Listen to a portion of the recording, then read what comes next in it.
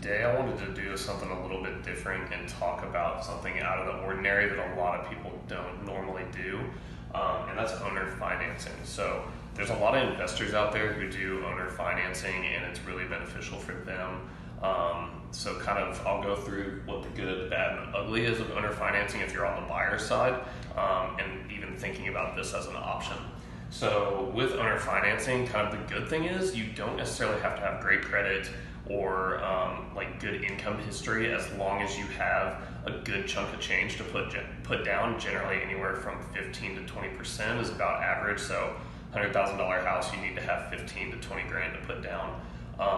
Now, the nice thing about owner terms for a buyer is that if you have bad credit, if you don't have 2 years work history and can't qualify for something that's $250,000, you might be able to get owner terms on it and have that person finance you themselves. So let's say you want to buy a home, I have a $250,000 home, I'm willing to do owner terms with you, and so you go, okay, great, that's cool, we'll work it out, we'll work out the term. It could be 15, could be 30, all the terms are very flexible, so it's really up to you and whoever that seller is and what they're willing to do and negotiate.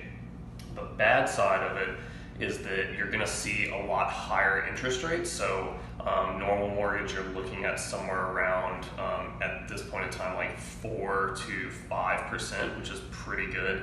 If you have great credit, you're looking like in the threes, like 3.5%, which is super good. So that's kind of the downside of it.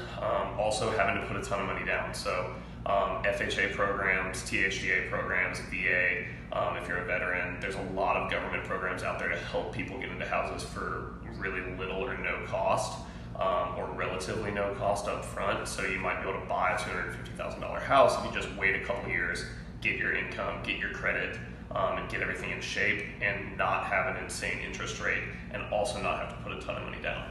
The ugly part about it is similar to with a bank. So these people could foreclose on you. So similar to like a rent-to-own scenario, where let's say you get to that 2-year mark, the first 2 years you're supposed to rent and then get your financing in place. That might be something that an owner says as well. So they're like, yeah, you can do owner terms, but I'm only doing it for 5 years. So in the next 5 years, if that 5-year mark comes up and you're unable to get traditional financing through a bank, then they can basically just take the property back. You're not going to get any of that down payment or any of that equity you put into that property back. So if you did anything thinking you're going to be there for 30 years and didn't do the right things on the back end to be able to put your financing, your credit, and your income in a place where it needs to be to purchase that property for the equity that you have left in it, you can really lose out. So that's kind of the downside. It's definitely a little more beneficial on the seller's side than it is for a buyer, but it is an option. So before you go jumping into owner terms, feel free to contact me or someone else in the real estate profession, whether that be a mortgage broker, a friend who's bought a bunch of houses and renovates and flips, or owns rentals, or someone who actually does owner financing, and talk to them about how they do it with their clients, or buyers that are looking at a property like what they own. Hopefully this helps you. You can follow me at The Real Estate Agent on Instagram, Facebook, Twitter, LinkedIn. I'm available on just about every platform, so let me know if there's anything else I can do to help, or any other videos you want me to put out that hopefully will help you in the long run to be able to invest in real estate.